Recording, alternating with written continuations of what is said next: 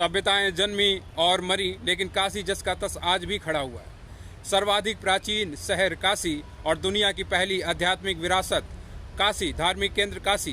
काशी के संदर्भ में दो बातें जान लेनी अत्यंत महत्वपूर्ण हैं। काशी में दो काशी बस्ती हैं। पहली काशी तो लोगों की काशी है, आम लोगों की काशी, भीड़ भाड़ वाली काशी, कर्मकांड वाली काशी। लेकिन जो दूसरी काशी है जिसकी आज मैं बात कर रहा हूँ, वह काशी है बुद्धों की काशी, प्रबुद्धों की काशी, आत्मज्ञानियों की काशी, जिसमें राम भी शामिल हैं, कृष्ण भी, बुद्ध महावीर भी शामिल हैं और अहम ब्रह्मास्मि का उद्घोष करने वाले शंकराचार्य भी शामिल हैं।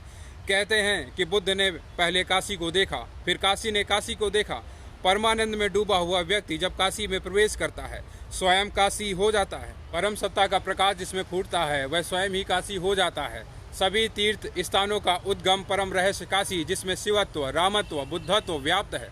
जहाँ भगवान रैदास की भक्ति, उनका वात्सल्य, भगवान महावीर की परम शांति, बुद्ध का परम आह्लाद, अलौकिक विराट सौंदर्य लिए हुए जागृत ऊर्जाओं वाली काशी। हम सौभाग्य से इस जागृत ऊर्जाओं वाली अदृश्य काशी के कपाट कभी कभार किसी के लिए खुलते हैं, और इस काशी के कपाट मेरे लिए भी खुले। उसी के संदर्भ में, उसी घटनाओं के संदर्भ में अब मैं आपको बताने जा रहा हूँ। करीब 3 बरस पहले मैं भी काशी गया हुआ था। मणिकर्णिका घाट और उसकी भस्म मुझे सर्वाधिक आकर्षित करती थी। बहुत भीड़ भाड़ होती है घाटों पर। ऐसी एक सांझ मैं मणिकर्णिका घाट पर बैठा हुआ था। गंगा की जलधाराएं मीठे शोर में थी और हवाएं जब गंगा को स्पर्श करके मेरे शरीर को छूती, मानो स्वर्ग की कल्पनाएं साकार हो रही। अद्भुत आनंद के वो क्षण थे, परम शांति के क्षण थे, और मैं अपनी मस्ती में खोया हुआ था। तभी सामने से देखता हूँ एक सन्यासी आ रहा है। उम्र करीब 45 बरस रही होगी। वह गंगा स्नान के लिए सीढ़ियों से नीचे उतर रहा है, और सीढ़ियों से नीचे उतरते समय ही उसमें मृत्यु घट गई। तीसरी सीढ़ी पर जब उसने कदम रखा, उसका शरीर नीचे गिर चुका था। मृत्यु के कारण शरीर उसका नीचे गिरा था। माथे से 2-4 बूंदें खून की टपक रही थी। उसकी मृत्यु नीचे गिरने के कारण नहीं हुई थी, मृत्यु के कारण वो नीचे गिरा था। और कुछ ही समय में और भी सन्यासी आए। उन्होंने उसे कंबल से ढका और लगभग घंटे भर में उसके शरीर को जला दिया, जो अभी यहीं था, और 1 घंटे में उसका अस्तित्व जलकर राख हो चुका था। सब खत्म हो चुका था, जैसे वो कभी था ही नहीं, सब मिट गया। उस घटना ने मुझे मृत्यु के बाबत जबरदस्त आंदोलित किया। मेरी शांति बेचैनी में बदल गई, और मन में बार बार एक ही ख्याल कौंध रहा था कि वह व्यक्ति गया कहाँ। उसके सपने, उसके काम, उसके ख्वाब, उसके मकान सब जलकर राख हो गए थे। उसका अस्तित्व पूरी तरह से मिट चुका था। फलसफेबाजों की फलसफेबाजी भी सुनी, जो कह रहे थे यही जीवन की वास्तविकता है और यही तो अंत है।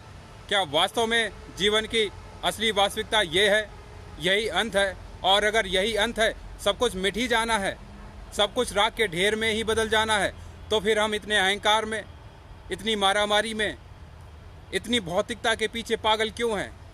क्यों उन चीज़ों को इकट्ठा कर रहे हैं जो नश्वर है, मिट ही जाना है?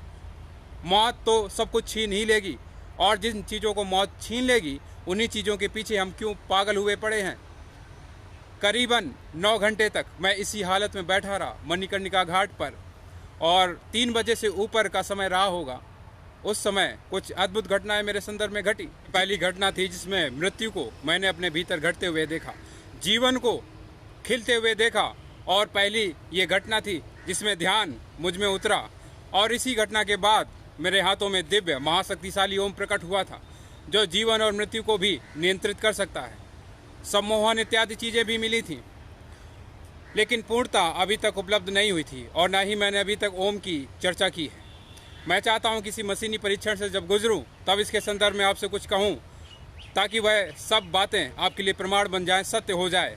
क्योंकि हो सकता है कि मेरी बातों पर आज आपको संदेह हो सकता है कि आपको झूठी बातें भी लगें। इसलिए मैं चाहता हूं कि मशीनी परीक्षण से गुजरूं, और प्रत्येक गुरु को गुजरना चाहिए मशीनी परीक्षण से, कि वह जो धर्म के संदर्भ में, परमात्मा के संदर्भ में बातें कह रहा है, वह सत्य है क्या।